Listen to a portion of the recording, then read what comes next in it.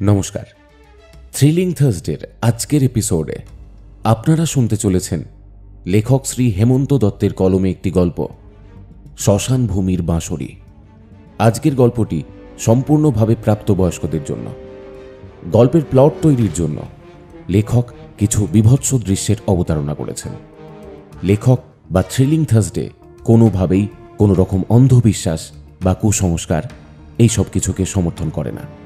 আজকের গল্প পাঠ এবং একটি চরিত্রে আমি প্রীতম, অন্যান্য চরিত্রে অমিত, স্বর্ণালী, পার্থ, বর্ণিশা, শুভদীপ্ত, ইন্দ্রাণী, চিত্রাঙ্গী, স্বর্ণাভ, ভাস্বতী ও দেবজিৎ। শব্দ সংযোজন ও আবহ নির্মাণে অমিত। শুরু হচ্ছে লেখক শ্রী হেমন্ত দত্তের কলমে থ্রিলিং থার্সডের আজকের বিশেষ নিবেদন, শ্মশান ভূমির বাঁশরী। খালটা বয়ে গেছে গাঁয়ের উত্তর দিক বরাবর। চড়া এই বড় জোর হাত দশেক। কাঠ ফাটা জ্যৈষ্ঠে সেখানে জলের চিহ্নটুকু নেই। শুকনো খটখটে খালের বুক পেরিয়ে অনায়াসে উল্টো দিকে চলে যাওয়া যায়, কিন্তু ঠেলায় না পড়লে সেদিকে যাচ্ছেটাকে। সেদিকেই যে আছে বিস্তীর্ণ শ্মশান ভূমি। জাত অনুযায়ী প্রায় শ্মশানটা ভাগে ভাগে গড়েছে প্রশস্ত জমিটাতে, যেন কয়েকজন সহোদর ভাইয়ের জমির সমান দখলদারি। গাঁয়ের মানুষজনকে কাঠের নড়বড়ে সেতু টপকে যেতে হয় শ্মশানে, যখন খালের বুকে জল ভরা থাকে। শেষকৃত্য সমাপন করে কেউ কেউ খালের জলেই স্নান সেরে নেয়। শুকনো সময় অবশ্য নিয়মটা কিছুটা পাল্টে যায়। মাখন রক্ষিত যদিও এসব নিয়ে একটু মাথা ঘামায় না। সে জানে শ্মশানের পাশেই প্রায় 50 বিঘা জমি জুড়ে তাল আর খেজুরের দীর্ঘ বন, আর সেটারই তাকে দখল নিতে হবে। খালের এপারে দাঁড়িয়ে সে মনে মনে কয়েকটা হিসেব কষে নিল। টাকা জলের মতো খরচ করেছে সে বিগত কয়েক মাসে ওই তাল খেজুর বনটার দখল নেবার জন্য। প্রায় হাতের মুঠোতে এসেও গেছে। আর দু একটা ধাপ এগোতে পারলেই সবটাই মুঠোতে এসে যাবে। জানে গাঁয়ের লোকে আড়ালে তাকে জোরদার রক্ষিত নামে ডাকে, তাই যা ঢেলেছে তার 3 গুণ অন্তত ফেরত নেবেই ওই তাল খেজুরের বন থেকে। সে গাছগুলোতে সোনার রস নামে। চকচকে লোভাতুর দৃষ্টিটা নিয়ে সে পা বাড়ালো কাঠের সেতুটার দিকেই। ভারী চেহারাটার ভারে কাঠের নড়বড়ে সেতুটা ক্যাঁচ ক্যাঁচ শব্দে আর্তনাদ করে উঠল। মাখন একটু থামল, একবার আকাশের দিকে তাকালো উদাস দৃষ্টিতে। বিকেলের রোদের আঁচ মরে গেছে অনেক আগেই। আকাশ এখন কিছুটা ধোঁয়াটে, মেঘ করেছে বলে মনে হচ্ছে। মাখন মুখটা একটু বেজার করল, তারপর আবারও হাঁটা দিল। শ্মশান চত্বরটার কাছে এসে হঠাৎই থামল সে। কেন জানি না তার মনে হলো কেউ যেন তাকে অনুসরণ করছে। চকিতে একবার চারিদিকে দৃষ্টি ফেলল মাখন। না, কেউ নেই। নিজের মনেই মাথা নেড়ে আবার একবার পা বাড়ালো সে। পা রাখল তাল খেজুরের বনে। ঝাঁকড়া মাথার রিজু দেহের গাছগুলো দেখে তার চোখ দুটো যেন আরো চকচক করে উঠল। মনে মনে কষা হিসেবটা আবারও একবার কষল মাখন। তারপর এগিয়ে গেল বনের ভেতরে। এক মুহূর্ত কিছু ভাবল, কোনো গোপন অতীত কিছু কি? খসখসে হাতের তালুটা বোলালো তাল গাছের গুঁড়িতে। কিছু একটা নিজের মনে বলতেই যাচ্ছিল, কিন্তু ঠিক তখনই বাঁশির একটা সুর যেন তরঙ্গের মতো তার কানে আছড়ে পড়ল। সুরটা আর মাসির, মধুর অথচ তীক্ষ্ণ। মাখনের বুকের ভেতরটা যেন ছ্যাঁত করে উঠল একটু। কে রে? কে এখানে এই সময় বাঁশি বাজাচ্ছিস? মাখনের কথাগুলো সারি সারি গাছগুলোতে ধাক্কা লেগে ফিরে এলো, কিন্তু কোনো উত্তর এলো না। মাখন ধোঁয়া হয়ে আসা সন্ধ্যার আলোয় খুঁজতে লাগলো বাঁশি বাদককে, কিন্তু কাউকেই চোখে পড়ল না। মাখন এবার গলাটা আরেকটু উঁচিয়ে বলল, কি হলো? সাড়া দিচ্ছিস না কেন? সে আরো এক মুহূর্ত অপেক্ষা করল, কিন্তু না, কেউ কোনো সাড়া দিল না। মাখন যেন শুনেছিল কেউ নাকি মাঝে মধ্যেই শ্মশানের ধারে এরকম বাঁশি টাশি বাজায়। কথাটা আজগুবি গল্প বলে সে উড়িয়ে দিয়েছিল। ভেবেছিল তাকে ভয় দেখানোর জন্য এসব কিছু কেউ বলছে, কিন্তু এখন যেন সত্যিই মনে হচ্ছে কেউ আছে। কিন্তু কে? এক মুহূর্তের জন্য বুকের ভেতরটা শিরশির করে উঠল মাখনের। একটা মুখ, আবছাভাবে ভেসে উঠেই যেন মিলিয়ে গেল। হঠাৎ মাথায় একটা চিন্তা আসতেই চোখ দুটো তার ঝিকিয়ে উঠল। বিড়বিড় করে বলল, ও আচ্ছা, বুঝেছি। মাখন রক্ষিতকে ভরকি দেবার মতলব। বাঁশি শুনিয়ে তাড়াবে, তারপর দখল নেবে ওই শালা। কথাটা শেষ হওয়ার আগেই আবার বাঁশিটা বেজে উঠল, এবার আরেকটু তীক্ষ্ণ স্বরে। সুরটা যেন একটু ধারালো। মেজাজটা এবার চড়ে গেল মাখনের। কোন শালা এখানে বাঁশি বাজিয়ে লীলা করছে দেখি, হ্যাঁ? তারপর হন হন করে এগিয়ে গেল শ্মশানের দিকে। বাঁশির শব্দটা সেদিক থেকেই আসছে।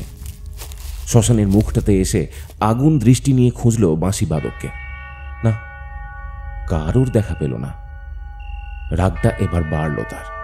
কই কই কোথায় গেলি? খুব তো ফু ফু করছিলি, লেজ গুটিয়ে পালালি তো।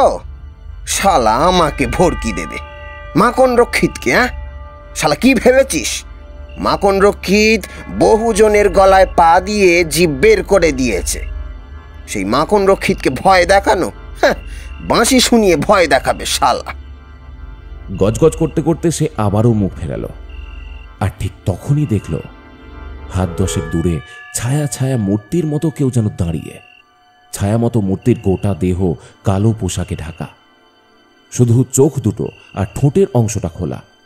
হাতে একটা আর বাঁশি।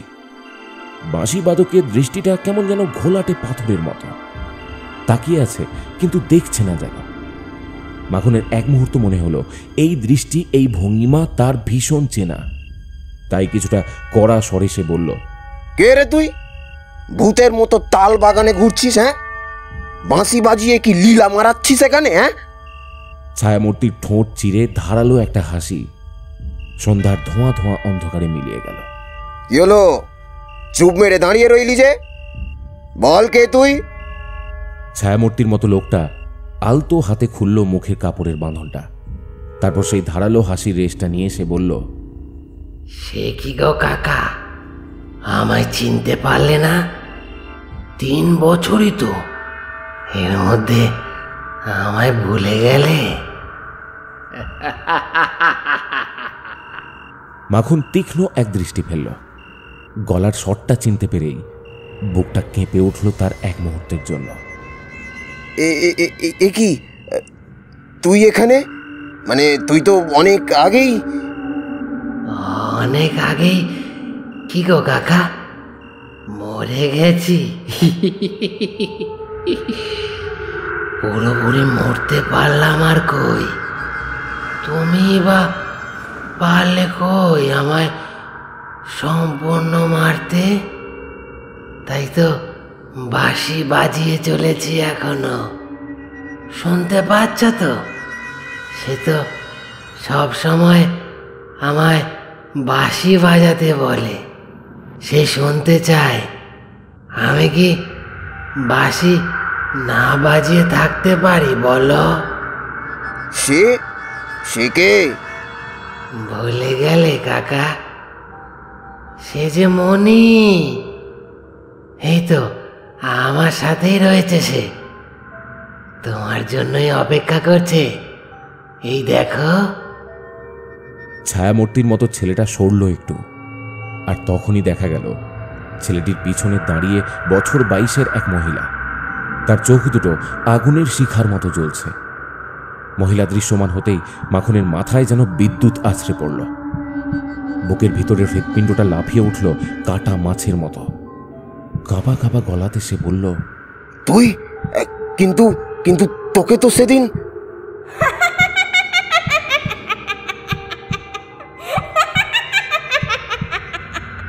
যাক, মনে পড়েছে, কিন্তু আজ যে অনেক হিসেব ফিরিয়ে নেবার পালা।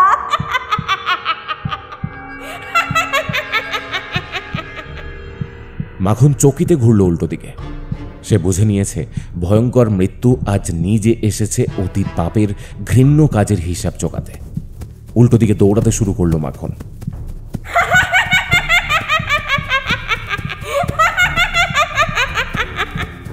কোথায় পালাবি রাক্ষস?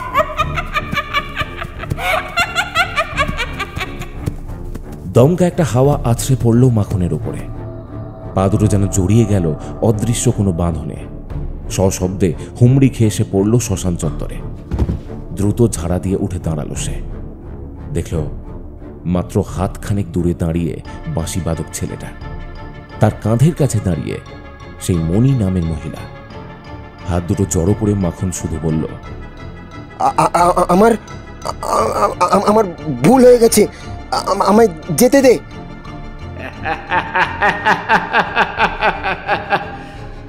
আমিও তো চাই তোর মতো নরকের কীট চলে যাক, তাই তো তোকে আটকেছি। কইরে মনি, ওটা দে। সেই ছেলেটা হাতের বাঁশিটা কোমরের কাপড়ে গুঁজে হাতটা বাড়ালো। মাখন দেখল মহিলাটি একটা খেজুরের পাতা বাড়িয়ে দিল বাঁশুড়ি ছেলেটির দিকে। ধারালো কাঁটাটা যেন তপ্ত লোহার শলাকা। মাখনের বুকে তখন হৃৎপিণ্ডটা ভয়ে দাপাদাপি শুরু করে দিয়েছে। কানের পাশ দিয়ে গড়াতে শুরু করেছে ঘামের একটা স্রোত। কাঁপা জড়ানো গলায় সে শুধু বলতে পারল, ওই কাঁটা দিয়ে কি করবি? যা তুমি করেছিলে সেদিন। একটা শক্ত হাত এবার টিপে ধরল মাখনের গলা। খেজুরের কাঁটা ধীরে ধীরে এগিয়ে গেল মাখনের বিস্ফারিত চোখের দিকে। মাখন কিছু একটা বলতে চাইল, কিন্তু তার আগেই খেজুরের ধারালো কাঁটাটা গেঁথে গেল মাখনের ডান চোখের তারাতে। তীব্র যন্ত্রণার একটা আর্তনাদ যেন আকাশ ফাটিয়ে দিল। কাঁটা এবার গেঁথে গেল বাম চোখের তারায়। রক্ত গড়িয়ে পড়ল স্রোতের মতো। মাখনের গলা চেপে ধরা হাতটা এবার একটু আলগা হলো। হাঁটু গেড়ে সশব্দে মাটিতে বসে পড়ল মাখন। যন্ত্রণায় মাথাটা যেন ফেটে যাবে বলে মনে হচ্ছে। দু হাত দিয়ে সে চোখ দুটো চেপে ধরেছে। টকটকে লাল রক্ত হাত দিয়ে গড়িয়ে পড়ছে টপটপ করে। গলা ফাটিয়ে আর্তনাদ করে উঠল মাখন, বাঁচাও, বাঁচাও, কে আছো? এরা আমাকে মেরে ফেললো, বাঁচাও। মহিলা ধীর পায়ে এগিয়ে এলো মাখনের দিকে। দীর্ঘ নখযুক্ত একটা হাত ধরল মাখনের মুখটা চেপে।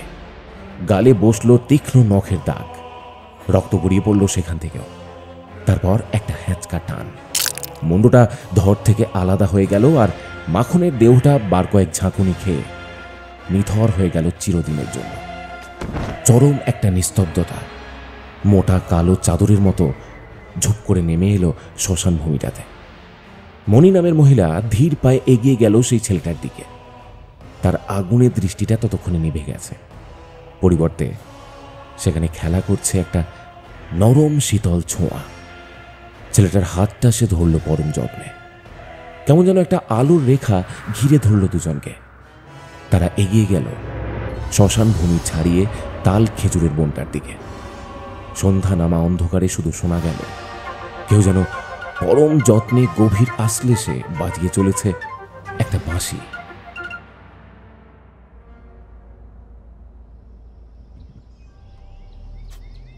এতটা পথ ড্রাইভ করে এসে একটু ল্যাদ লাগছিল, তাই গাঁয়ের মুখে চায়ের দোকানটা দেখে থামালাম গাড়িটা। পিছনের সিটে বসেছিল দিশান আর জুহি। তারাও যে এটাই চাইছিল তা স্পষ্টতই বুঝতে পারছি। গাড়িটা থামতেই দিশান একেবারে লাফিয়ে নামলো গাড়ি থেকে। জুহিও নামল। দিশানের মুখ চিরকালই ভীষণ আলগা। সেই কোমরে হাত বোলাতে বোলাতে বলল, উড়িয়া বাপরে বাপ, উফ মাইরি পাছায় একেবারে ফোসকা পড়ে গেছে রে। মাজার হাড়টা আর মনে হয় পিঠে উঠে গেছে রে ভাই। উফ বাবা।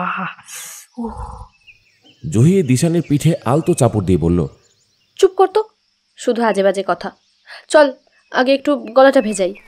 আমি অবশ্য দিশানের এই ধরনের কথাতে সেই কলেজ জীবন থেকেই অভ্যস্ত। আলগা হেসে চায়ের দোকানের দিকে এগিয়ে গেলাম। 3 কাপ চায়ের অর্ডার দিয়ে এসে বসলাম ফালি বাঁশ দিয়ে বানানো বেঞ্চ মতো জায়গাটাতে। ফিরতি বর্ষা কাল রাতেই ভীষণ দাপাদাপি করেছে। ভারী বৃষ্টি হয়েছে গত রাতে। বাতাসে একটা ভ্যাপসা মতো গরম। দিশান বেঞ্চের ওপর রাখা প্লাস্টিকের জগটা থেকে জল নিয়ে মুখটা ধুতে ধুতে বলল, শোনো ভাই, চাটা না খাঁটি গরুর দুধের বানিও ভাই, বেশি জল ফল মেরো না, ঠিক আছে? দোকানদার লোকটি মৃদু হাসল, কিন্তু কোনো প্রত্যুত্তর করল না। জুহি একবার কটমট করে তাকালো দিশানের দিকে। এই, তুই সবসময় এত বাজে বকিস কেন রে? দিশান জলের জগটা নামিয়ে রেখে ভারী কি ভাব নিয়ে বলল, আরে তুই জানিস না, গরুটা দুধ দেওয়ার আগে যতটা না জল খেয়েছে তার থেকে বেশি জল ওরা দুধে মিশিয়ে দিয়েছে। দেখবি পাতলা ছ্যারছ্যারে একটা চা। হ্যাঁ, কথাটা শেষ হওয়ার আগেই দোকানদার একটা থালাতে 3টে গ্লাস ধোঁয়া ওঠা চা নিয়ে এসে হাজির। দিশানের দিকে একটা বাড়িয়ে দিতে দিতে বলল, না না বাবু, রতনের চায়ের দোকানে খাঁটি দুধেরই চা পাওয়া যায়, একবার খেয়েই দেখুন না। দিশান প্রায় ছোঁ মেরে নিয়ে নিল গ্লাসটা। আরে তবে দেখি কেমন খাঁটি দুধ। তারপর দ্রুত একটা চুমুক দিয়ে বলল, ওরে বাবা রে বাবা, ভাই রে ভাই, জিভের ডগাটা বেগুন পোড়া হয়ে গেল রে। উফ সালা, কি গরম রে বাইরি। হ্যাঁ, জুহি আবার কটমট করে তাকালো দিশানের দিকে। দোকানদার লোকটি হাসতে হাসতে একটা গ্লাস বাড়িয়ে দিল আমার দিকে।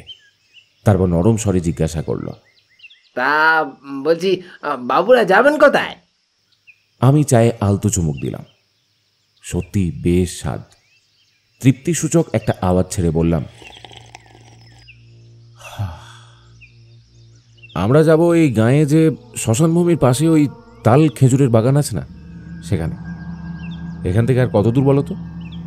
দোকানদারের মুখের হাসিটা যেন এক মুহূর্তে মিলিয়ে গেল। চোখ দুটো বড় বড় করে সে তাকালো আমার দিকে। আমি চায়ে আরেকটা চুমুক দিয়ে বললাম, কি হলো? বলছি বাবু, ওই তালবনে কেন যাবেন? আরে ভাই, শুটিং শুটিং, গানের ভিডিও শ্যুট হবে ওখানে।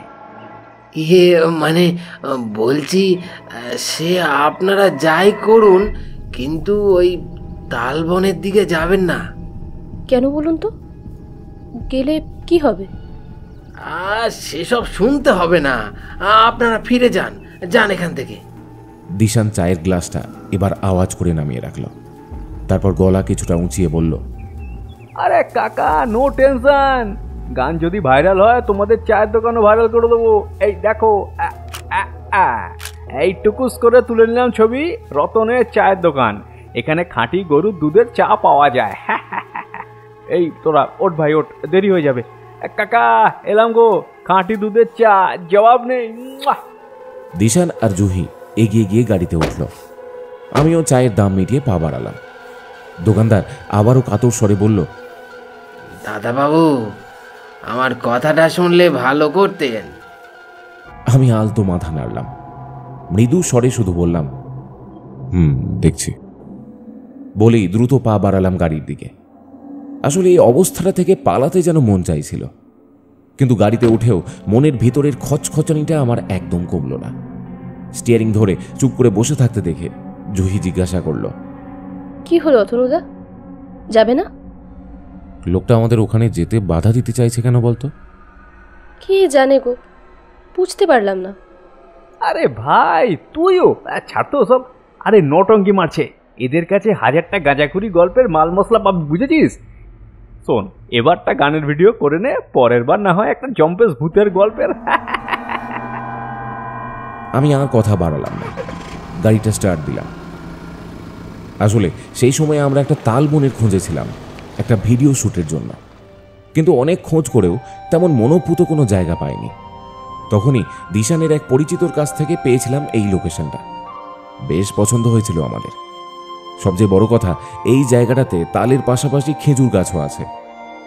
আর এক্স্যাক্টলি এমনই একটা জায়গা আমরা খুঁজছিলাম। তাই দিশান সেই পরিচিতর কাছে মোবাইলে ছবিটা দেখেই সবকিছু ঠিক করতে একটুও সময় নেয়নি। গ্রামের বাড়ির চাবিটাও তার কাছ থেকেই সে জোগাড় করে এনেছে। এখন চলেছি সেই পথেই। রাস্তার মাঝে একবার বাড়িটা ঠিক কোথায় জেনে নিয়েছি। এখন এসে থামলাম বাড়িটার সামনে। ঝুপঝাপ শব্দ করে নামলো দিশান আর জুহি। মালপত্র ক্যামেরাও নামানো হলো। এই অবহেলায় পড়ে থাকা বাড়িটার সামনে এই সন্ধ্যার মুখে একটা গাড়ি আর অপরিচিত 3 জনকে নামতে দেখে বেশ কিছু কৌতূহলী গ্রামবাসী ততক্ষণে উঁকি ঝুঁকি মারতে শুরু করেছে। জুহিকে এক কথায় সুন্দরী বলা যায়। যে কোনো পুরুষের দৃষ্টি আটকে যেতে বাধ্য, বিশেষ করে ডান দিকের গজতন্ত্রটার জন্য। হাসলে মুখটা আরও সুন্দর লাগে। শাড়ি পরে যে কোনো গানের ভিডিও শ্যুটের সময় তাকে বলিউডি নায়িকা বলেই মনে হয়। তাই এমন একজন সুন্দরী মেয়ে এই সন্ধ্যার মুখে এমন একটা বাড়ির সামনে দাঁড়ালে চারিদিক থেকে লোকজন উকি ঝুঁকি তো মারবে। দিশান জুহিকে আলতো ঠেলা দিল। এই দেখ, তোর ফ্যান ফলোয়ার্সরা সব এসে হাজির। জুহি কিছু একটা বলতে যাচ্ছিল, তার আগেই দিশানের ফোনটা বেজে উঠল। দ্রুত সেটা কানে নিয়ে এসে বলল, হ্যাঁ রিজুদা বলো। হ্যাঁ কিরে, পৌঁছে গেছিস? এই তো জাস্ট তোমাদের বাড়ির সামনে নামলাম। আচ্ছা আচ্ছা শোন, গণেশদা দুটো ঘর পরিষ্কার করে রেখেছে, রাতে খাবারও ঠিক সময় দিয়ে দেবে, বুঝলি? থ্যাঙ্কস গো, বিরাট হেল্প হলো। ভিডিওর কটসিতে তোমার নামটা কিন্তু রাখবো শিওর। হ্যাঁ আবার পাকামো করছিস? হ্যাঁ, এখন যা যা গিয়ে বিশ্রাম নে, কাল থেকে তো আবার শুট শুরু হবে তোদের। এখন রাখছি তাহলে। ও হ্যাঁ শোন, বলছি যে ওই গায়ে কি কেউ কিছু বলছিল ওই তালবনটা নিয়ে? না সেরকম তো কিছু নয়। ও হ্যাঁ, ওই চায়ের দোকানদার কি সব বলছিল, ওদিকে যাবেন না টাবেন না এই সব। বুঝেছি। বেশ, শোন, সব কথায় তো কান দেওয়ার দরকার নেই, বুঝলি? কাজ মিটলেই চলে আসবি। কিন্তু রিজুদা, ওখানে গোলমাল কিছু নেই তো? দেখ, আমি এত দূরে থাকি, সবটা বলতে পারবো না, তবে মাস 3-4 আগে একজন, যেন নামটা, হ্যাঁ মাখন রক্ষিত বলে একজনের কাটা ছেঁড়া লাশ পাওয়া গিয়েছিল বলে শুনেছি। তাই লোকে নানা রকম কথা বলে। যাই হোক, তোরা একটু সাবধানে থাকবি কেমন? সঙ্গে তো দামি ক্যামেরা, বলা তো যায় না। আচ্ছা ঠিক আছে, রাখছি। আচ্ছা আচ্ছা আচ্ছা ঠিক আছে, রাখছি। কৌতূহলী লোকগুলোর চোখে কেমন যেন একটা বিস্ময় আর আতঙ্ক। আমরা সেসব অগ্রাহ্য করেই বাড়িটার দিকে পা বাড়ালাম। তিনজনেই ঘরের ভিতরে পা রাখলাম, কিন্তু তখনও ভাবিনি ভবিষ্যৎ আমাদের জন্য কত ভয়ঙ্কর, কত মর্মান্তিক দৃশ্য নিয়ে অপেক্ষা করছে। রাতের খাওয়া শেষ করে ক্যামেরাটা নিয়ে ছাদে গেলাম।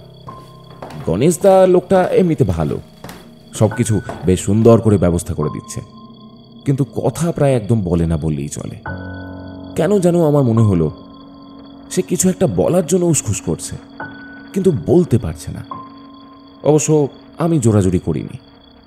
ক্যামেরাটা সেট করে একবার তাকালাম। আকাশ আজ মেঘমুক্ত, তাই রূপলি জ্যোৎস্না ছড়িয়ে পড়েছে চারিদিকে। বাড়িটা গ্রামের একদম শেষ প্রান্তে। কিছু দূরে রাস্তার ধারে একটা ঝুড়িওয়ালা বটগাছ দৈত্যের মতো দাঁড়িয়ে। তার পাশেই একটা মেঠো রাস্তা বাঁ দিক দিয়ে চলে গেছে। হিসাব অনুযায়ী এই রাস্তা ধরে মিনিট 15 গেলে একটা কাঠের সেতু পড়বে। সেতু পেরিয়ে খালের ডান দিকে এগোলে একটা শ্মশান, তার পাশেই তাল খেজুরের সুদীর্ঘ বন। আমি ক্যামেরার ফোকাসটা কাঠের সেতুর ওপর ফেললাম, কয়েকটা ছবি নেব। গ্রাম্য এই দৃশ্যগুলোর ভীষণ ট্রেন্ড চলছে এখন। সবে গোটা 2 ক্লিক করেছি, কিন্তু 3 নম্বর শাটার টানার আগেই থেমে গেলাম আমি। সেতুটার ওপর কেউ যেন একটা দাঁড়িয়ে আছে। তাকে আমার কিছুতেই স্বাভাবিক মানুষের মতো বলে মনে হলো না। জুম করলাম, বুঝলাম যে দাঁড়িয়ে আছে তার গোটা দেহটা কালো কোনো পোশাকে ঢাকা, হাতে ছোট লাঠির মতো কিছু একটা। কে এই লোকটা? নাকি কোনো লোকই নয়, অন্য কিছু? তবে কি তখন চায়ের দোকানদার এর কথাই বলছিল? আমার বুকের ভেতরটাতে কিছু যেন একটা শিরশির করে দৌড়ে গেল। ইচ্ছে হলো ছাদ থেকে নেমে পালাই। ক্যামেরাটা অফ করার জন্য হাত বাড়ালাম, ঠিক তখনই কানে এসে লাগলো নূপুরের রিনঝিন শব্দটা।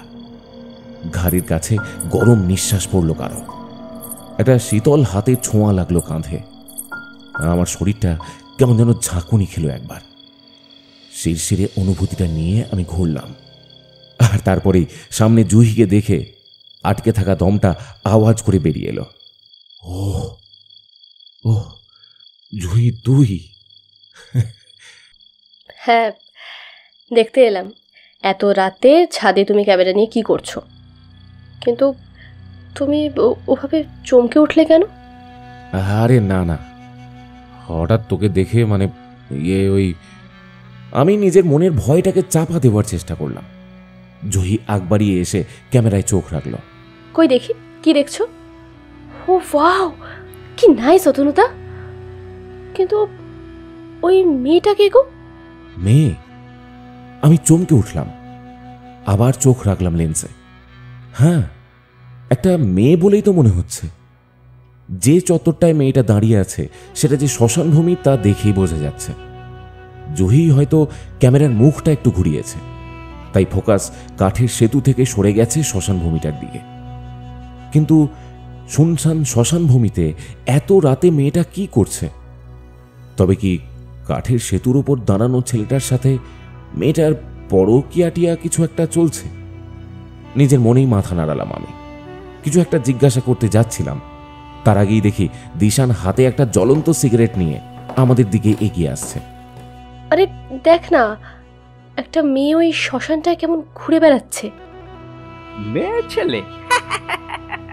এত রাতে তাও আবার শ্মশানে? কি বলছিস মায়েরি? ওই দেখি দেখি।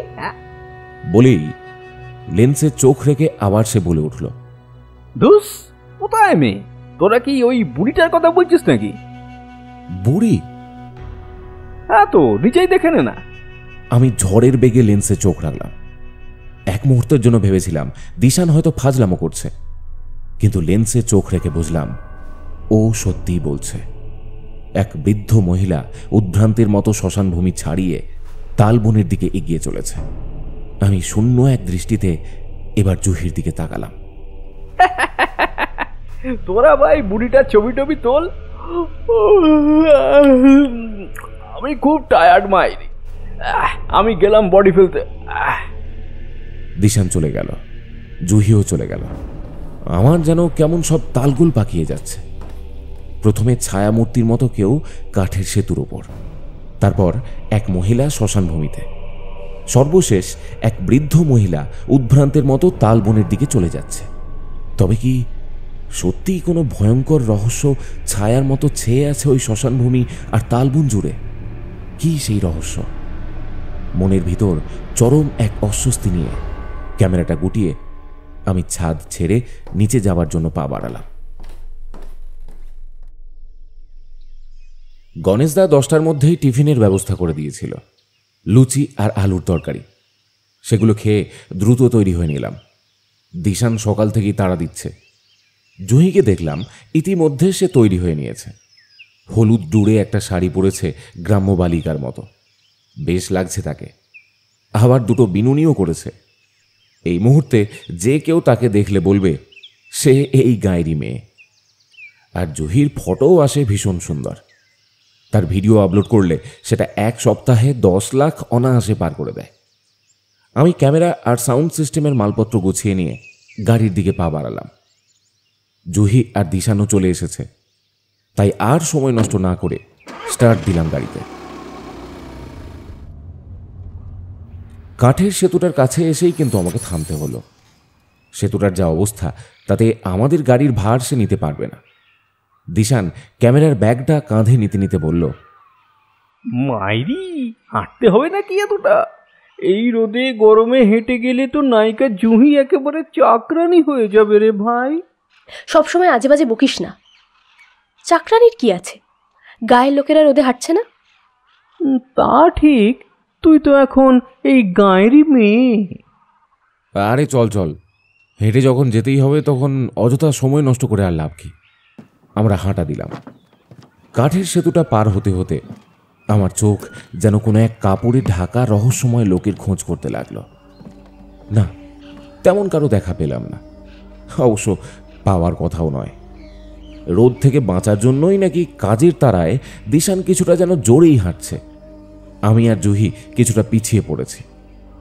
জুহিকে দেখলাম খালের ধারে ফোটা কাশফুলগুলোকে আকুল দৃষ্টি নিয়ে দেখেই চলেছে। আমি হাসতে হাসতে বললাম, কি রে, একটা ফটোশ্যুট করবি নাকি? করলে মন্দ হয় না। বলতে বলতেই আমরা শ্মশান ভূমির চত্বরটা ছাড়িয়ে গেলাম। জুহি কিছু একটা আমায় বলতেই যাচ্ছিল, কিন্তু ঠিক তখনই খ্যানখ্যানে একটা গলা আমার কানে এসে লাগলো। কেউ যেন ছড়া কেটে কেটে বলছে, তালের পাতা, খেজুর কাঁটা, বুনো শেয়ালের দল, রাত বিরেতে দেবে হানা, পালিয়ে যায় চল। চমকে দেখলাম এক বৃদ্ধা মহিলা দিশানকে চলে যাবার জন্য জোর করছে। দ্রুত পা বাড়ালাম আমি। কাছে যেতেই আরো স্পষ্ট করে দেখলাম সেই মহিলাটিকে। আমি হলপ করে বলতে পারি এই মহিলাকেই গতকাল রাতে আমি ক্যামেরাতে দেখেছিলাম।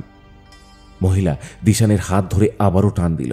চল চল, পালাই পালাই বাবা, আমরা আমরা পালাই। চল চল চল, না হলে ওরা এসে তোকে আবার নিয়ে চলে যাবে, নিয়ে চলে যাবে।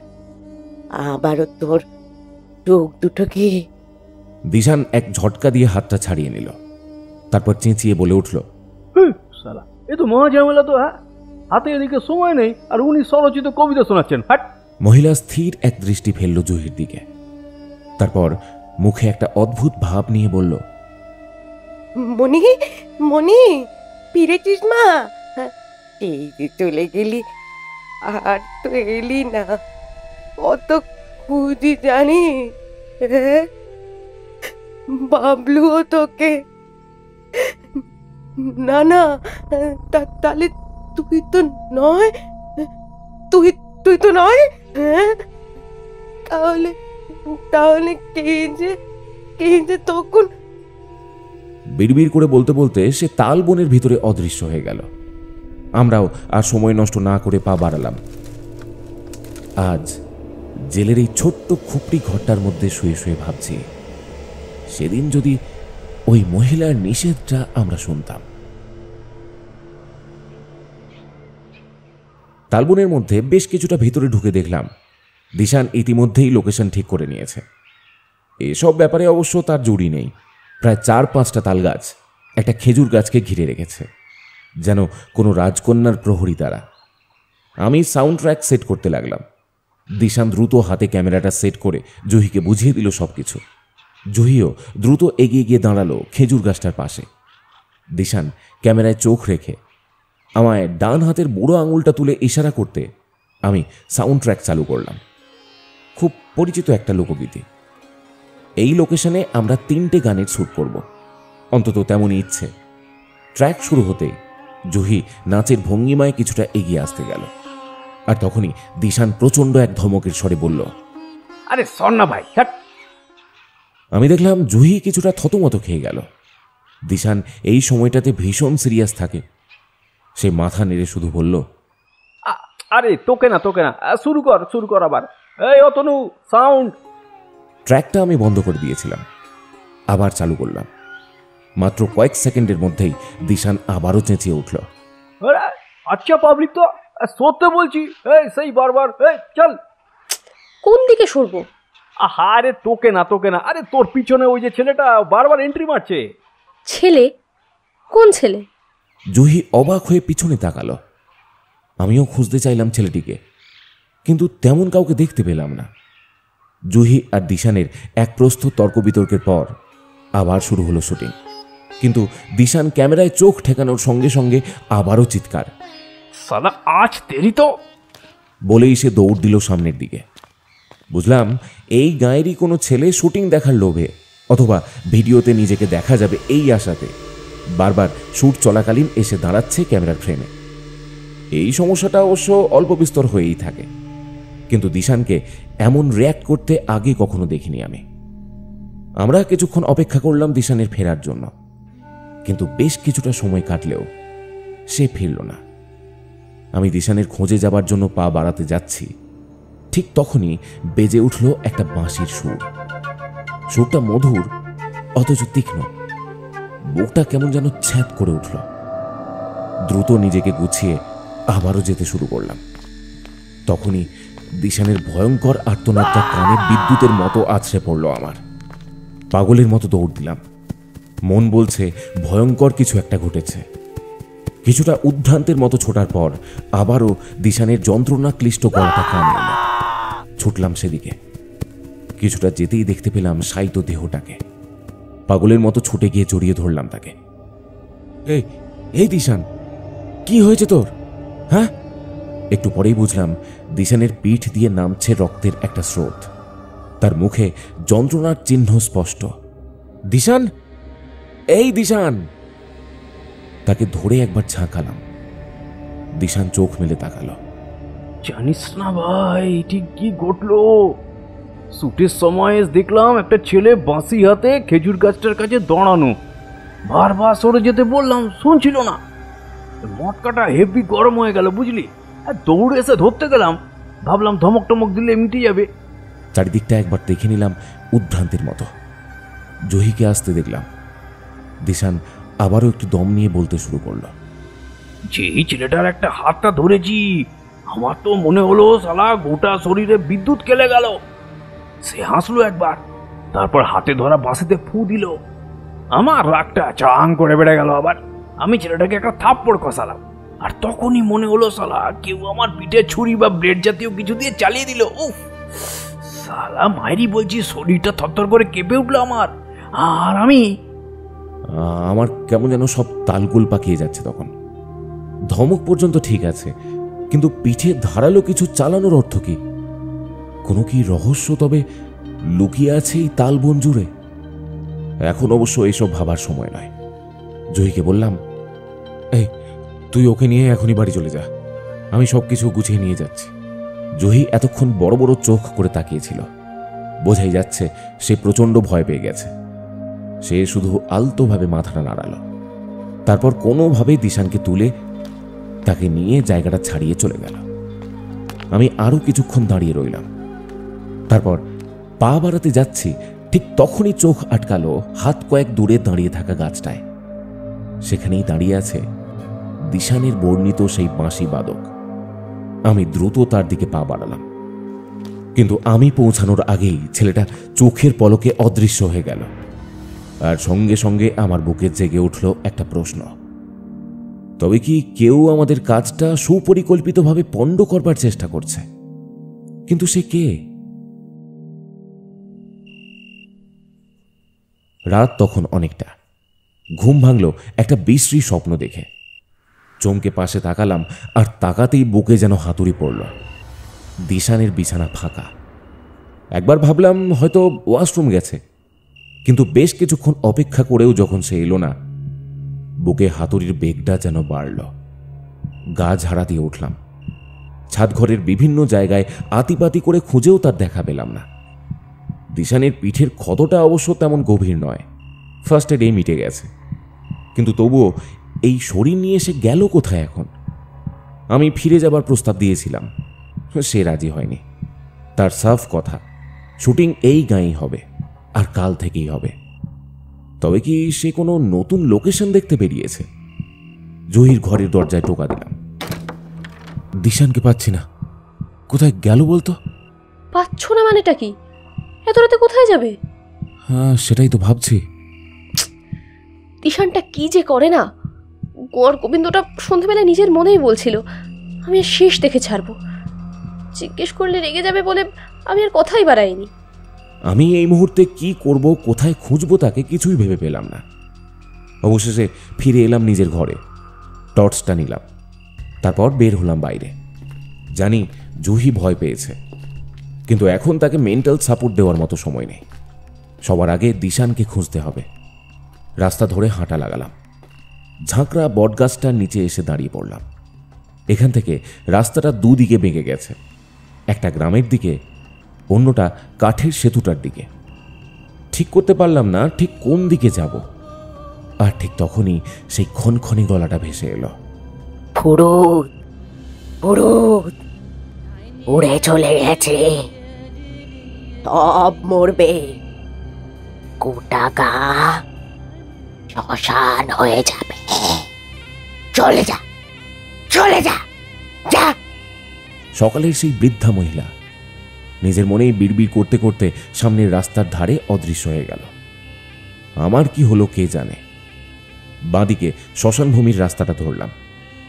আমার ষষ্ঠ ইন্দ্রিয় যেন আমাকে তালবনের দিকে টেনে নিয়ে যাচ্ছে। শ্মশানভূমির কাছে আসতেই শুনতে পেলাম সেই মধুর অথচ তীক্ষ্ণ বাঁশির শব্দটা। অন্য সময় হলে কি হতো জানি না, কিন্তু এই মুহূর্তে বাঁশির শব্দটা শুনেই সেদিকে দৌড় দিলাম পাগলের মতো। বাঁশির সুরটা ধীরে ধীরে ভাসতে ভাসতে মিলিয়ে গেল বাতাসে। আমি টর্চের আলো ফেলে চারিদিকটা খুঁজতে লাগলাম। গলা উঁচিয়ে ডাকলাম, দিশান দিশান। কিছুটা হতাশা নিয়ে ফিরতে যাচ্ছি, তখনই আবার বাঁশিটা বেজে উঠল। এবার ডান দিকে, আমার খুব কাছে। দ্রুত ছুটে গেলাম সেদিকে। আর কিছুটা যেতেই টর্চের আলোয় দৃশ্যটা দেখে গোটা শরীর অবশ হয়ে গেল আমার। হাত থেকে খসে পড়ল টর্চটা। মাত্র হাতখানেক দূরে একটা মাদার গাছ, আর তার ডালে ঝুলছে দিশান। প্রাথমিক হতভম্ব অবস্থা কাটিয়ে আমি কাছে গিয়ে ছুটে জড়িয়ে ধরলাম দিশানের ঝুলতে থাকা পা দুটোকে। হাউ হাউ করে কেঁদে উঠলাম। বুক ফাটা আর্তনাদের চারপাশ ভরে গেল। দিশান, দিশান, দিশান, ভাই তুই এ কি করলি? তুই এ কি করলি? কেন কেন করলি ভাই, কেন? দিশান! আর সেই আর্তনাদের মাঝেই বাজতে লাগলো একটা বাঁশি। তার সুরটা মধুর অথচ তীক্ষ্ণ।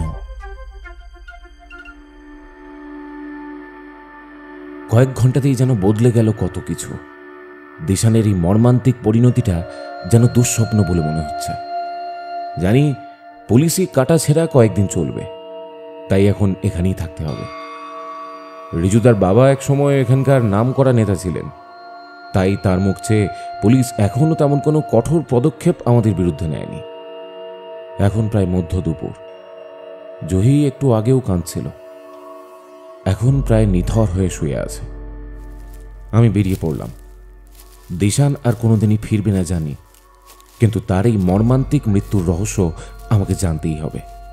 আমি জানি সেটা জানতে হলে আমাকে তাকে খুঁজতে হবে।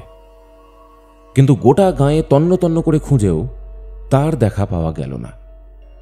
কালকের ঘটনার জন্য গাঁয়ের লোকজনও যেন আমার সঙ্গে কথা বলতে ভয় পাচ্ছে। তবুও দু একজনের সঙ্গে কথা বলে যেটা জানতে পারলাম, মহিলা পুরোপুরি উন্মাদ। বছর 3 আগে ঘরবাড়ি আগুনে পুড়ে গেছে। ছেলে নাকি পাগলের মতো ছিল, সে বাড়ি ছেড়ে চলে যায়। ছেলের বউ গলায় দড়ি দিয়ে মারা যায়। তারপর থেকেই মহিলা এমন পাগল হয়ে গেছে। কথাগুলো শুনলাম, মানলাম, তবুও কেন জানি না মনে হচ্ছে একবার তার সঙ্গে দেখা হলে ভালো হতো। কিন্তু বুঝলাম সেই উপায় নেই। দিশানের মৃত্যুর রহস্য হয়তো রহস্যই থেকে যাবে।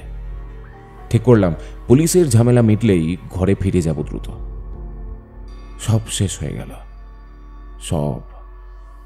চরম এক কষ্ট, তীব্র একটা হতাশা নিয়ে আমি ফিরতে শুরু করলাম। কিন্তু রাস্তার বাঁকে এসেই থামতে হলো। ওই তো সে নিজের মনেই বিড়বিড় করতে করতে হেঁটে চলেছে। আমি ডাক দিলাম, এই যে, এই যে, শুনছেন? আমার ডাকে কিন্তু সে থামল না। যেমন হেঁটে যাচ্ছিল তেমনই চলতে লাগলো। আমি দ্রুত গিয়ে তার কাছে হাজির হলাম। তারপর কিছুটা গম্ভীর স্বরে বললাম, একটু দাঁড়াবেন, আপনার সঙ্গে আমার কিছু কথা আছে। মহিলা একটা শূন্য দৃষ্টি নিয়ে আমার দিকে তাকালো। আমি যে কিভাবে এই বদ্ধ উন্মাদ মহিলার কাছে সব খবর জোগাড় করব কিছুই বুঝে উঠতে পারলাম না।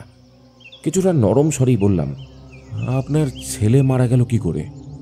পলকের মধ্যে বৃদ্ধার মুখের হাসি মিলিয়ে গেল। স্তিমিত চোখ দুটো দপ করে জ্বলে উঠল। দৃঢ় কণ্ঠে সে বলল, মরেনি, মেরে ফেলেছে ওরা। ওরা? ওরা কারা? রাক্ষস, শয়তান। প্রাসঙ্গিক অপ্রাসঙ্গিক কথা চলল আরও কিছুক্ষণ ধরে। একসময় আমি ফিরে এলাম। তারপর শান্ত শরীরটা বিছানায় ছড়িয়ে দিলাম। চোখ বুজে অনুভব করলাম মহিলার কথাগুলো।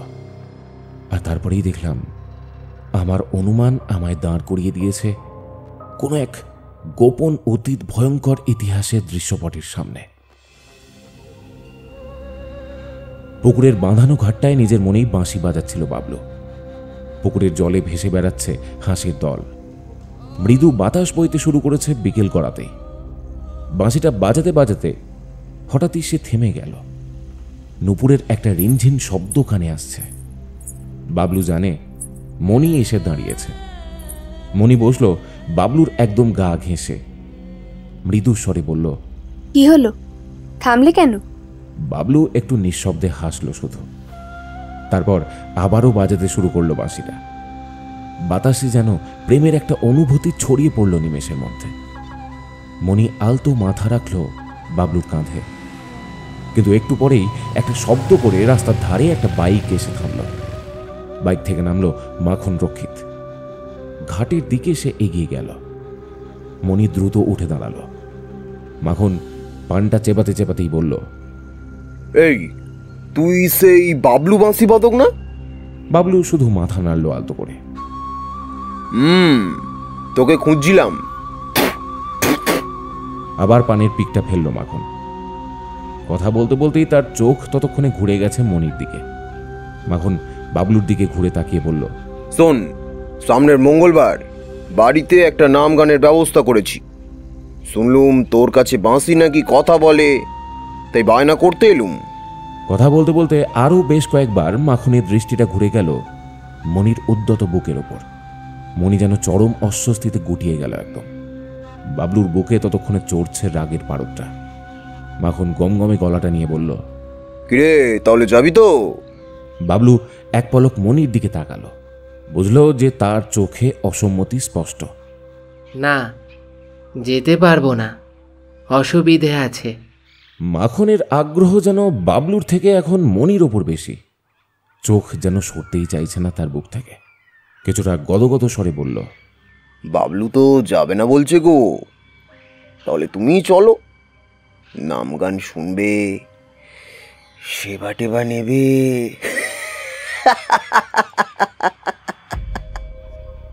অশালীন হাসিটাতেই মনির গা যেন রিডি করে উঠল। বাবলু এবার গর্জে উঠল, কাকা, তুমি এখান থেকে এক্ষুনি চলে যাও। মাখন একবার আগুন দৃষ্টিতে শুধু দেখল বাবলুকে, তারপর বাইকের দিকে এগিয়ে গেল। বাবলু তখনও গজরাচ্ছে। মনের দিকে যে শয়তান এমন চোখে তাকাবে, তার চোখ আমি উপড়ে নেব। বাইকটা আওয়াজ তুলে অদৃশ্য হয়ে গেল। শুধু পুকুর ঘাটে দুটো মানুষ এক বুক ঘৃণা আর রাগ নিয়ে দাঁড়িয়ে রইল পাথর হয়ে। এই ঘটনার দিন দুই পরের কথা। রাত তখন বেশ গভীর। বাবলু মনি দুজনেই ঘুমে ডুবে। পাশের ঘরে ঘুমিয়ে আছে বাবলুর মা। কাছেই কোনো একটা গাছে একটা রাতচরা পাখি ডেকেই চলেছে।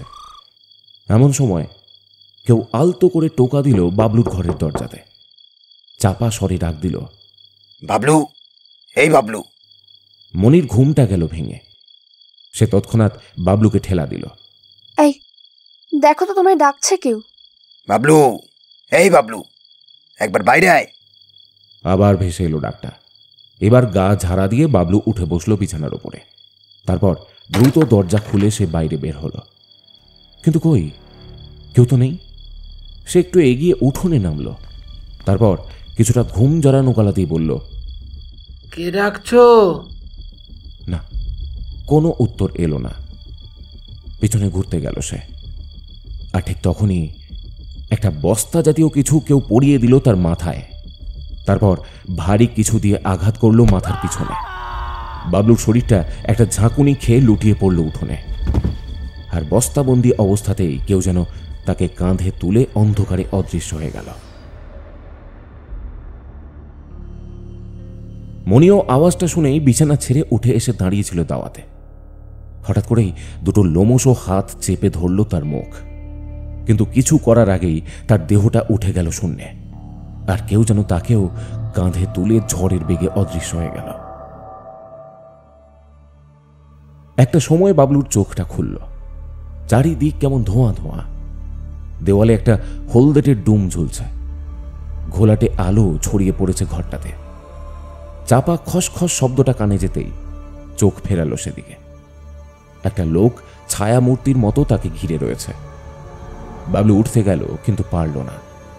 তার হাত পা বাঁধা। মাথার পিছনের দিকটায় একটা তীব্র যন্ত্রণা। লোকটাকে চিনতে পেরেছে বাবলু। মাখন রক্ষিত। মাথার তীব্র যন্ত্রণার অনুভূতিটা নিয়েই সে বলল, আমাকে আমাকে এখানে কেন ধরে এনেছো? শালা শালা বায়োস্কোপ দেখাবো রে, মেনি মুখ কথাকার। বাবলু বুঝলো এই মাখন রক্ষিতই তখন তাকে ডাকছিল। ঘুমের ঘোরে গলাটা চিনতে না পারলেও এখন পারছে। কিছু না বুঝেই এই ফাঁদে সে আটকে পড়েছে। লোকটা এগিয়ে এসে তার চুলের মুঠিটা ধরল। তারপর হিড়হিড় করে টানতে টানতে নিয়ে গেল একটা খুপি মতো জানালার কাছে। খুলল জানালাটা। তারপর বাবলুর মুখটা ঠেসে ধরল সেখানে। দেখ দেখ শালা বায়োস্কোপ দেখ, মিনি মুখ দেখ। বাবলু দেখল মনির নগ্ন দেহটা একটা বিছানায় শায়িত, হাত পা মুখ শক্ত বাঁধনে বাঁধা। বাবলু ডুকরে চিৎকার করে উঠল, মনি, মনি। ডাকটা মিলিয়ে যাওয়ার আগেই বাবলুর শরীরটাকে একটা হ্যাঁচকা টানে মেঝেতে ফেলে দিল মাখন। তারপর পা দিয়ে চেপে ধরল তার গলাটা। বাবলুর দম বন্ধ হয়ে আসতে শুরু করল, চোখ দুটো ঠিকরে বেরিয়ে আসছে কোটর থেকে। আর সেই অবস্থাতেই দেখল পশুটার হাতে চকচক করছে একটা সূচ। সূচের ডগাটা ধীরে ধীরে এগিয়ে এলো বাবলুর বিস্ফারিত ডান দিকের চোখটার দিকে। শালা শালা মাখনের চোখ উপরে নিবি শালা, হ্যাঁ? দেখ দেখ তোর কি অবস্থা করি দেখ। সূচটা তীব্র বেগে গেঁথে গেল ডান দিকের চোখের কালো তারাতে। বাবলুর গলা চিরে যন্ত্রণার একটা আওয়াজ বের হয়ে এলো, কিন্তু সেটা বেশিক্ষণ স্থায়ী হওয়ার আগেই মাখনের ভারী পা চেপে ধরল বাবলুর কণ্ঠনালী। কেমন একটা চাপা অস্বস্তিতে ঘুম ভেঙে গেল বাবলুর মায়ের। বিছানা ছেড়ে ধীর পায়ে বাইরের উঠোনে এসে দাঁড়ালো সে। আর ঠিক তখনই চোখ গেল বাবলুর ঘরের খোলা দরজাটার দিকে। দেখেই তার বুকটা কেমন যেন ছ্যাঁত করে উঠল। একটু এগিয়ে গিয়ে উঁকি মারল ভিতরে। তারপর আপন মনে বলল, ওরা ওরা এত রাতে গেল কোথায়? বাবলুর মা ভালো করেই জানে। মাথা পাগলা বাবলুর মাঝে মধ্যে রাত বিরেতে পুকুর ঘাটে খালের ধারে বাঁশি বাজানোর বাই যাবে। ঘরের ভিতর থেকে লাঠিটা নিয়ে সে এগিয়ে চলল পুকুর ঘাটের দিকে। একটা ফিনফিনে জ্যোৎস্না ছড়িয়ে পড়েছে ঘাটের চারপাশে, কিন্তু সেখানে কেউ নেই। বুকের ভয়টা যেন বাড়ল। গাঁয়ের মেঠো রাস্তাটা ধরে এগিয়ে চলল দুর্গা মণ্ডপটার দিকে সে। মাঝে মাঝে সেখানে গিয়েও বাঁশি বাজায় বাবলু। আরও কিছুটা এগোতেই কেউ একজন টলতে টলতে এসে হুমড়ি খেয়ে পড়ে গেল তার গায়ের উপরে। বাবলুর মাও উল্টে পড়ল। গা ঝাড়া দিয়ে উঠতে উঠতে সে বলল, এই কোন অনামুখরে এইভাবে রাত বিরেতে? কথাটা গলাতেই আটকে গেল। রক্ত ভেজা শরীরটা দেখে সে চিৎকার করে উঠল এবার। বাবলু, এই বাবলু, কি হয়েছে তোর? বল কি হয়েছে? বাবলু তাকালো মায়ের দিকে, কিন্তু দৃষ্টি কই।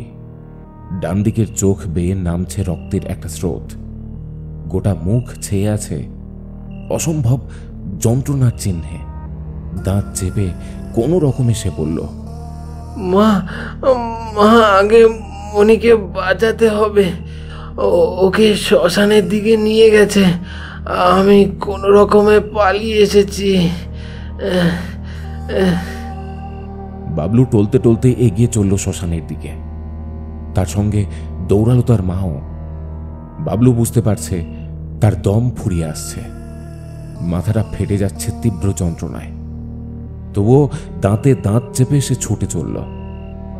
মনিকে যেমন করে হোক বাঁচাতেই হবে। শ্মশানভূমির চত্বরে এসে থামল একটু। বাবলুর মাও একটু পর সেখানে এসে হাজির হলো। তারা দুজনে একটু দম নিল। তারপর বাবলুর মা মৃদু স্বরে জিজ্ঞাসা করল, মনিকে মনিকে কোথায় নিয়ে গেছে? কে নিয়ে গেছে? কি কি বলছিস তুই এসব? শরীরের সব যন্ত্রণাকে উপেক্ষা করে একটা চোখ নিয়ে সে খুঁজতে লাগলো মনিকে। আর তখনই চোখে পড়ল তালবনের ভিতরে একটা আলোর রেখার ওপর। মা, মা, ওই যে ওইখানে বলেই টলতে টলতে দৌড়ালো বাবলু। কিছুটা যেতেই দেখতে পেল আলোর রেখা এগিয়ে আসছে। শরীরের সমস্ত শক্তি জড়ো করে মায়ের হাতের লাঠিটা নিয়ে টান টান হয়ে দাঁড়ালো বাবলু। আরও কিছুটা এগিয়ে আসতে মাখনের শরীরটা স্পষ্ট হলো এবার। মুখে একটা আওয়াজ ছেড়ে হাতের লাঠিটা চালিয়ে দিতে গেল বাবলু। যন্ত্রণায় গুটিয়ে থাকা হাতটা পারল না লক্ষ্যে আঘাত করতে। দ্বিতীয়বার আঘাতের চেষ্টা করার আগেই মাখনের হাতের লাঠি সজোরে আঘাত করল বাবলুর মাথাটা। বাবলুর শরীরটা ঝাঁকুনি খেয়ে লুটিয়ে পড়ল মাটিতে। লুটিয়ে পড়তে পড়তে শুনতে পেল তার মায়ের শরীরটাও আর্তনাদ করে লুটিয়ে পড়ল একটু দূরে। বাবলুর ঘোলাটে দৃষ্টি আরো ধোঁয়া ধোঁয়া হয়ে বুঝে এলো, আর পুরোপুরি বুঝে যাওয়ার আগে সে দেখল সামনের মাদার গাছটায় ঝুলছে দুটো নূপুর পরা পা। বাইরে খুট করে একটা শব্দ হতেই ঘুমের ঘোরটা কাটল আমার। ঘুম নয়, আসলে ক্লান্তি। দরজায় বোধহয় কেউ এসে দাঁড়িয়েছে। জহি নাকি গণেশদা? ডাকতেই যাচ্ছিলাম, কিন্তু তার আগেই দরজার সামনে যে হাজির হলো তাকে দেখে আমি চমকে উঠলাম। বাবলুর মা ধীর পায়ে এগিয়ে এলো। আমিও উঠে বসলাম। নরম স্বরে জিজ্ঞাসা করলাম, এ কি আপনি? কিছু বলবেন? দিবি বাপ, ওদের মুক্তির ব্যবস্থা করে দিবি। মা তো তাই ভেবেছিলুম ওদেরকে আটকে রাখবো, কিন্তু সবারই মুক্তি দরকার। বেঁচে থাকতে সে ব্যবস্থা না করে গেলে ওদের মুক্তি কোনোদিনই হবে না রে। এই গায়ে কেউ তো আমায় বিশ্বাস করে না, পাগলি ভাবে। তুই মুক্তির ব্যবস্থা করে দিবি বাপ তাদের। আমি কথাগুলোর অর্থ ঠিক ধরতে পারলাম না। আপনি আগে বসুন, তারপর সবটা বলুন। আমি ঠিক বুঝতে পারছি না। বাবলুর মা বসল, তারপর একটু দম নিল। দেখলাম জহিও এসেছে। তার চোখের কোণে এখনো জল চিকচিক করছে। আমি ইশারা করতে সে বিছানার এক পাশে বসল। বাবলুর মা একবার আলতো দৃষ্টিতে আমাদের দেখল, তারপর বলতে শুরু করল, যার অধিকাংশটাই আমার ক্লান্তির ঘোরে দেখা দৃশ্যপটেরই নামান্তর মাত্র। শেষ অংশটুকু তিনি এরকম বললেন, আমার মাথা দিয়ে রক্ত গড়িয়ে পড়ছে, তবু আমি ছুটে গিয়ে বাবলুকে তুলতে চেষ্টা করলাম, কিন্তু এ তখন আমাকে ছেড়ে মনির কাছে চলে গেছে। বুঝতে পারলুম না দুটো দেহ নিয়ে কি করব। ডুকরে ওঠা একটা কান্না তার গলা বুঝিয়ে দিল। চোখের কোণ বেয়ে গড়িয়ে পড়া জলের স্রোতটা আঁচল দিয়ে একবার মুছে নিল সে। তারপর আবার বলতে শুরু করল, আমি ছুটে এলুম গায়ের ভিতর। কাউকে তো চাই, ওদের ওখান থেকে আনতে হতো, কিন্তু দেখলাম আমার বাড়িটা আগুনে জ্বলছে দাও দাও করে। ওই রাক্ষসটা আর তার লোকজন গায়ে উঠিয়ে দিল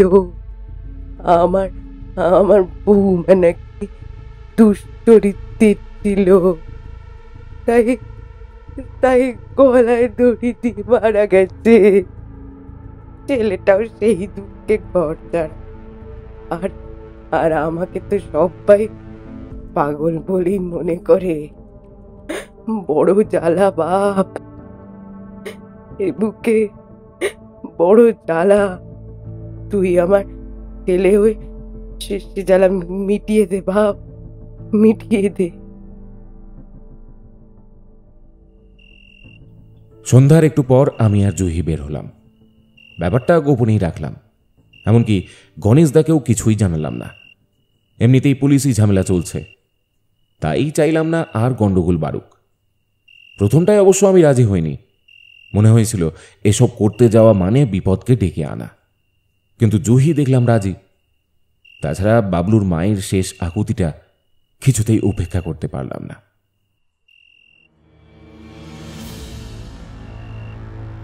শ্মশানভূমি ছাড়িয়ে এগিয়ে গেলাম তাল বনের ভিতরে মাদার গাছটার দিকে। মৃদু আবছা আলোটা চোখে পড়ল। দ্রুত সেদিকে এগোলাম। দেখলাম বাবলুর মা কথা মতো দুটো ছোট ছোট চিতা সাজিয়েছে ইতিমধ্যে। একটা ছোট হ্যারিকেনের আলো জায়গাটাকে আলো আঁধারিতে ভরিয়ে রেখেছে। কাছে যেতেই বাবলুর মা এবার তাড়া দিল, ওই ডান দিকে ঝোপের আড়ালে ওরা আছে, আমি জানি দুটো কঙ্কাল অনেক বছর ধরে সযত্নে লুকোনো আছে ওই ঝোপের আড়ালে। তাদেরকে মাটি খুঁড়ে তুলে এনে শুইয়ে দিতে হবে ওই চিতাগুলোতে। এক মা নিজের হাতে মুক্তি দেবে তার সন্তানদের। পা বাড়াতে যাব, তখনই বেজে উঠল সেই বাঁশির সুরটা, তীক্ষ্ণ অথচ মধুর। জুহি চাপা স্বরে বলল, অতনুদা, ওই দেখো। আমি দেখলাম বেশ কিছুটা দূরে ছায়ামূর্তির মতো দাঁড়িয়ে সেই বাঁশুরি তথা বাবলু। গোটা দেহ একই রকম কালো পোশাকে ঢাকা, চোখ দুটো যেন ঘোলাটে পাথর। আপন মনে সে বাঁশি বাজিয়ে চলেছে। একটু পরেই নুপুরের রিনঝিন শব্দটাও কানে এলো। বাবলুর পাশে এসে দাঁড়িয়েছে এক মহিলা। কেউ বলে না দিলেও আমি জানি এই মহিলাটি মণি। সেদিন ছাদে ক্যামেরার ঘটনাক্রমে এই মহিলাকেই আমি দেখেছিলাম। জুহি আবারও চাপা স্বরে বলল, অতনুদা, ওরা তো এসে গেছে, এবার কি করবে? আমি কিছু বলার আগেই এবার থেমে গেল বাঁশির সুরটা। বাবলুর মায়ের গলা চিরে একটা অতিপ্রাকৃত হাসি প্রতিধ্বনিত হলো চারিদিকে। আমি আর জুহি দুজনেই চমকে উঠলাম, কিন্তু আমাদের চমকের তখনও বাকি ছিল। আমি দেখলাম বাবলুর মায়ের মুখেরও পরিবর্তন হচ্ছে। চোখ দুটো যেন জ্বলছে আগুনের গোলার মতো। বাঁশির সুরটা আরো একবার আলো আঁধারিতে বেজে উঠল এক মুহূর্তের জন্য। বাবলুর মা ঘাড়টা তুলল।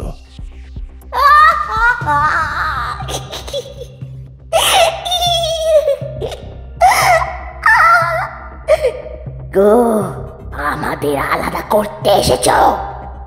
ওই শয়তানটাও তাই চেয়েছিল, পারেনি, কেউ পারবে না, কেউ না। বলতে বলতেই বাবলুর মা এগিয়ে এলো আমার দিকে। আমি বুঝতে পারছি মনি এখন ভর করেছে এই দেহে, আর সেই এগিয়ে আসছে আমাকে মারবে বলে। জুহি কিছু একটা বলল, কিন্তু সেটা কানে পৌঁছানোর আগেই একটা হাত চেপে ধরল আমার গলা। চারিদিকে হঠাৎই সনসন শব্দে বাতাস বইতে শুরু করেছে। তাল গাছগুলো দুলছে দৈত্যের হাতের মতো। গলায় এই সাঁড়াশির চাপে আমার দম বন্ধ হয়ে আসছে। আমি সমস্ত শক্তি দিয়ে হাতের বাঁধন ছাড়াতে চাইলাম, পারলাম না। দম যেন ফুরিয়ে আসতে শুরু করলো আমার। কোন এক প্রতিবর্ত ক্রিয়াতে আমার হাতটাও এবার উঠে গেল বাবলুর মায়ের গলায়। গায়ের সমস্ত শক্তি দিয়ে চেপে ধরলাম গলাটা। বাবলুর মায়ের মুখ থেকে একদলা রক্ত ছিটকে বেরিয়ে এলো। আমার গলা চেপে ধরা হাতটা শিথিল হয়ে গেল, আর শরীরটা সশব্দে আছড়ে পড়ল মাটিতে। বার দুই কেঁপে নিথর হয়ে গেল সেটা চিরদিনের জন্য। একটা কালো ঘূর্ণিপাক শুধু নিথর দেহটা জুড়ে ঘুরে আবার মিলিয়ে গেল আলো আঁধারিতে। আমার চোখ বাবলু আর মণিকে খুঁজতে চাইছে। দেখলাম বাবলু আর মণি রাগে ফুঁসছে। আমি কি করব কিছুই বুঝলাম না। ঠিক করলাম জায়গাটা ছেড়ে পালাবো, আর ঠিক তখনই অনুভব করলাম ধারালো কিছু একটা চিরে দিল আমার পিঠটা। আমি জানি এই মুহূর্তে মনির ছায়ামূর্তি নির্দয় হাতে গেঁথে চলেছে ধারালো খেজুরের কাঁটা আমার পিঠ জুড়ে, ঠিক যেমন করে বিশানের পিঠে বসিয়েছিল। আমি চিৎকার করে উঠলাম, জুহি চল, পালাতে হবে। আমি ঘুরে দাঁড়ানোর আগেই জুহির গলাটা তরঙ্গের মতো ভেসে এলো। কোথায় পালাবে গো? আমাকে ওর কাছ থেকে আলাদা করবে না? হ্যাঁ,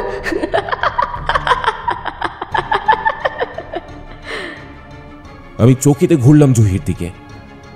আমি কাকে দেখছি? এ তো জুহি নয়। জুহির শরীরে যেন অন্য কারো মুখমণ্ডল, আর সেই মুখমণ্ডলে জ্বলছে দুটো চোখ ভীষণ আক্রোশে। ঠোঁট দুটো আলতো ফাঁক হলো, আর শিরশিরে গলাটা আবারও প্রতিধ্বনিত হলো আলো আঁধারিতে। কি গো, বলো, আলাদা করবে আমাকে? করবে? এসো এসো, তাহলে দেখি কত মরদ। আমি দেখলাম জুহির হাতে একটা খেজুরের পাতা, আর তার ডগে লোহার শলাকার মতো একটা কাঁটা চিকচিক করছে। জুহি কাঁটাটা উদ্যত করে এগিয়ে এলো আমার দিকে। তারপর একটা অলৌকিক অতিপ্রাকৃত হাসি নিয়ে বলল,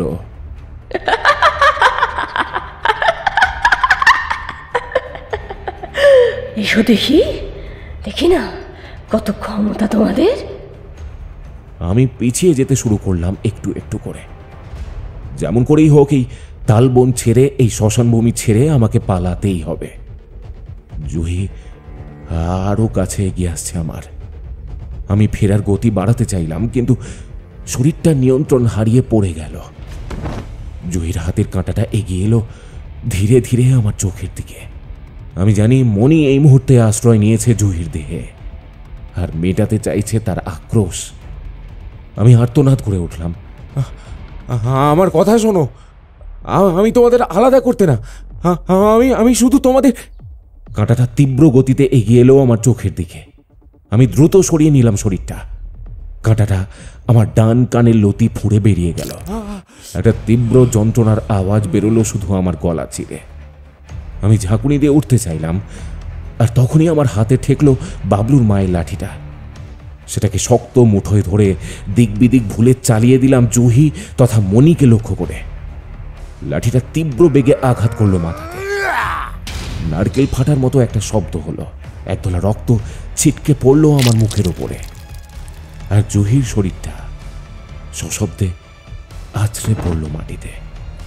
আবার প্রবল এক ঘূর্ণিঝড় উঠল।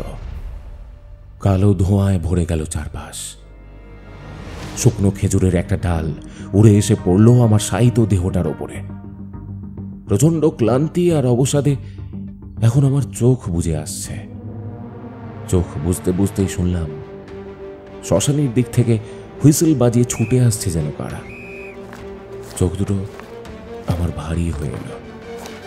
পুরোপুরি বুঝে যেতে যেতেই শুনতে পেলাম ভারী বুটের আওয়াজকে ছাপিয়ে একটা বাঁশি বাজতে বাজতে মিলিয়ে যাচ্ছে সামনের অন্ধকারে।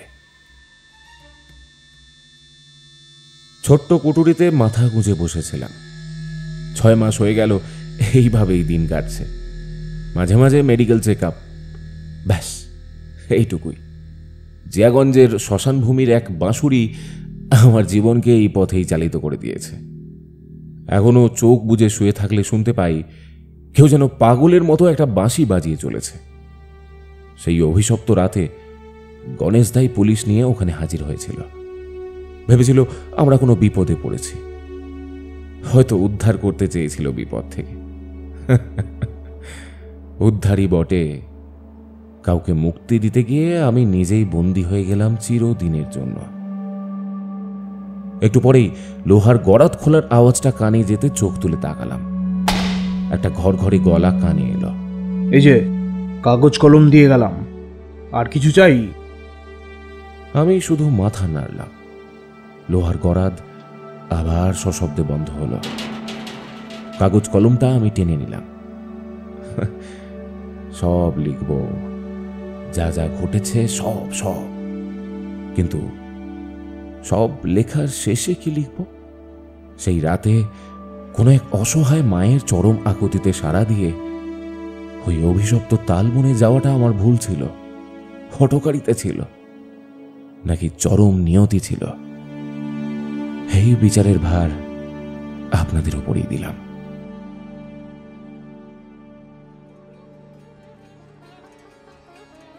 এতক্ষণ আপনারা শুনলেন লেখক শ্রী হেমন্ত দত্তের কলমে একটি গল্প, শ্মশানভূমির বাঁশুরি। গল্পটি আপনাদের কেমন লাগলো অবশ্যই কমেন্ট করে আমাদের জানাতে ভুলবেন না। আমাদের কাজ ভালো লাগলে এই চ্যানেলটি সাবস্ক্রাইব করে আমাদের পাশে থাকার অনুরোধ রইল। পরের দিন আবার আমরা ফিরে আসছি নতুন কোনো গল্প নিয়ে। ততদিন পর্যন্ত সবাই ভালো থাকবেন, সুস্থ থাকবেন।